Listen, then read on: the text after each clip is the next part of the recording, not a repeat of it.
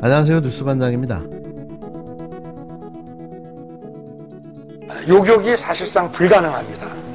그러면은 그 조짐이 보일 때 킬체인이라고 하는 이 선제 타격 밖에는 막을 수 있는 방법이 지금 없고요.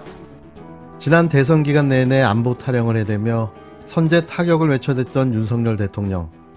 북한의 미사일 도발이 있었던 어제 저녁, 그는 선제 퇴근하고 직무실에 없었습니다. 그리고 보고를 받고도 직무실로 복귀하지 않았는데요. 초보 대통령의 좌충우돌 무대뽀 질주가 볼상 사납습니다. 어제였죠. 12일 저녁 7시 북한의 미사일 도발이 있었습니다. 북한이 동해상으로 단거리 탄도미사일을 발사한 건 지난 7일 이후 닷새만이자 올해 16번째인데요. 또 윤석열 정부 출범 후 첫 무력 도발이었습니다. 북한이 어제 동해상으로 탄도미사일을 발사했습니다. 윤석열 정부가 출범한 뒤 첫 도발입니다. 새 정부 출범을 전후해 도발의 수위를 높이며 한반도를 긴장으로 몰아넣고 있는 북한을 강력 규탄합니다. 그러나 미사일 발사 상황 및 대처를 위한 회의 석상에서 국군 통수권자인 윤석열 대통령의 모습을 찾아보기는 어려웠습니다. 더 큰 문제는 대통령이 주재하는 국가안전보장회의 대신 국가안보실장이 주재하는 안보상황점검회의를 소집했다는 것입니다. 북한의 도발에 대한 윤석열 정부의 첫 대응이었습니다. 더욱이 국정원장마저 공백인 상황에서 국가안전보장회의를 열지 않은 것은 도무지 납득이 가지 않습니다. 윤석열 대통령실은 신속성과 효율성을 고려했다고 설명하지만 이번 북한의 도발은 국가안전보장회의가 열렸어야 하는 마땅한 사안입니다. 긴장이 나날이 고조되고 있는 한반도 정세를 감안한다면 정말 안이한 대처라고 할 수밖에 없습니다. 윤석열 정부가 안보 불감증에 빠진 것은 아닌지 걱정스러울 정도입니다. 북한의 도발 상황에서 윤석열 정부의 안일한 대응을 국민들께서 어떻게 이해하시겠습니까? 윤석열 대통령이 취임사에서 밝혔던 북한에 대한 단호한 메시지가 무색해집니다. 윤석열 대통령은 한반도 안보의 위기 상황 대응에 있어서 국민 불안이 초래되는 일이 없어야 한다는 점 분명히 명심하시기 바랍니다. 정부는 이날 김성한 국가안보실장 주재로 첫 점검회의를 열고 북한의 도발 행위를 강력 규탄했는데요. 실질적이고 엄정한 조치를 취해 나가겠다고만 밝혔습니다. 그런데 그게 뭔지는 알 수 없었는데요. 하지만 이 같은 북한의 중대 도발에도 불구하고 대통령실은 국가안전보장회의, NSC를 소집하지 않았습니다. 국힘당이 야당 시절 북한 도발이 있을 때마다 문재인 정부가 NSC 개최에 소극적이라고 핏대를 올려왔던 것을 생각하자면 이럴 수도 있나 싶어 당혹스럽기까지 한데요. 내로남불의 정수를 또 보여줬습니다. 국가안보 사안이 발생한 건데 당연히 국가안전보장회의, NSC가 열려야 했고 국가안보를 위한 대비 태세가 전개됐어야 했습니다. 불과 며칠 전까지만 해도 당연히 이루어지는 국가 컨트롤 타워의 작동이 정권이 바뀌자마자 작동하지 않은 건데요. 안보를 강조해왔던 윤석열 정부의 어설픈 민낯이 그대로 드러나고 말았습니다. 그냥 말로만 안보를 외쳤던 거죠. 일명 입안보. 이러니 벌써부터 출범한 지 며칠도 되지 않은 윤석열 정부의 컨트롤 타워가 실종됐다. 안보가 구멍이 뚫렸다라는 비판이 나올 수밖에 없는데요. 여기에 더욱더 황당한 건 윤석열 대통령이 이후 상황 보고를 받고도 다시 서둘러 직무실로 돌아가지 않은 겁니다.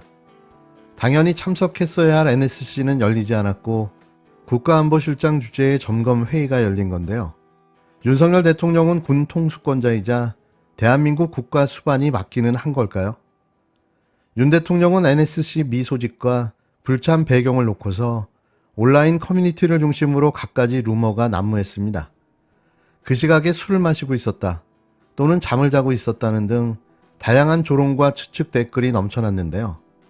그 중에 가장 신빙성이 있어 보이는 댓글 하나가 눈길을 끌었습니다. 윤 대통령이 점검회의조차 참석을 하지 못한 이유가 교통통제 문제 탓이라는 건데요.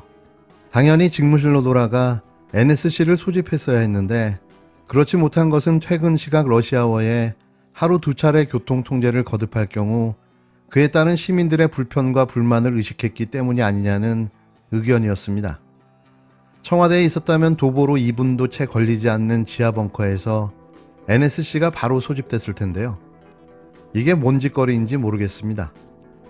북한의 무력 도발과 같은 긴급 상황이 발생하면 군인들은 물론 정부 안보 부처 담당자들도 외출이나 휴가, 퇴근과 상관없이 직무 현장에 긴급히 복귀하도록 하는 게 기본 프로토콜인데요.